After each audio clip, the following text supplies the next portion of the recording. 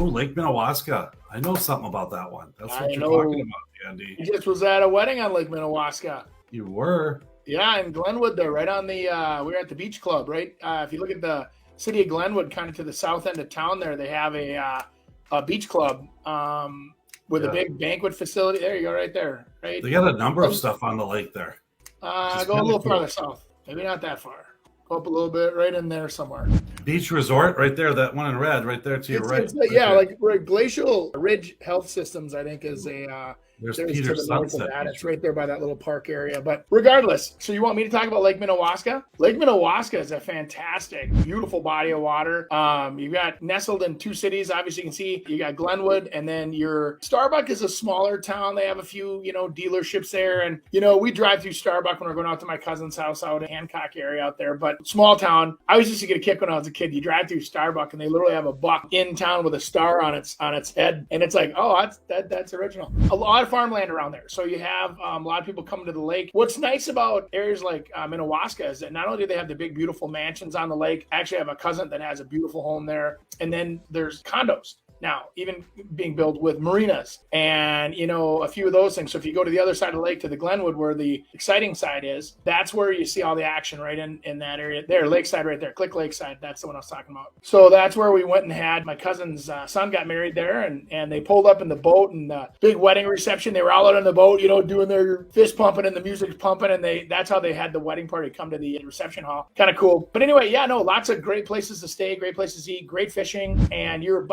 I'd say about half hour south of Alexandria. So as you're heading north, you can also swing through the Kensington, park where they found the Kensington stone, that they say is part of the Holy Grail. The big, the Vikings dropped it there as a marker to show where they have the Ark of the Covenant or whatever. And it's crazy. I mean, it's as you kind of go past that, like Florida there, up in that area. So kind of cool, man. So there's a lot of neat stuff up there. Lots of farmland, lots of good hunting land. I like Minnewaska.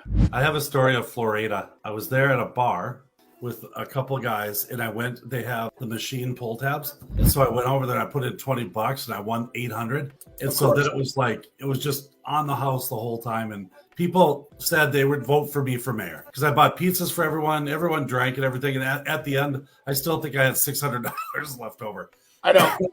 So that is one thing that is not necessarily around Glenwood, but you get out into some of those smaller towns between there and Alex and that, and you can go out there and buy dinner for the family, drinks, the whole thing, and it's $38.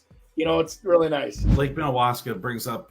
It was actually our last family vacation with when my dad was alive, what's really sad is that it was. I mean, probably 8 or 10 years before he even died. I mean, that's kind of, don't you guys do it every year? You guys get together every year? Your families. Yeah, we try to. I mean, we're this year here's how you get older. One of my cousins from Connecticut, my mom had 10 kids in their family. One of the brothers moved out to Connecticut. His son, massive heart attack, gets over that, all of a sudden has ALS now. And everybody's like, oh my gosh. So the whole family, except myself, flew out there to do this walk. And it's like, so now everybody's like, hey, we're not invincible. Let's, make an effort, actually, everyone, to get together and see each other and, and support each other. And so that I think is unfortunately what happens with age. I mean, as we get older, you mature and you start actually giving a crap about what your uncle's doing or what your great aunt is doing or how, and because they're going to go away. And if you don't think so, hang in there a minute and all of a sudden it's gone. Yeah. So they got some nice Airbnbs and stuff up there. I mean, we rented a house up there. Oh, God, yeah. Never forget, I got a phone call. I was on the phone for probably 3 hours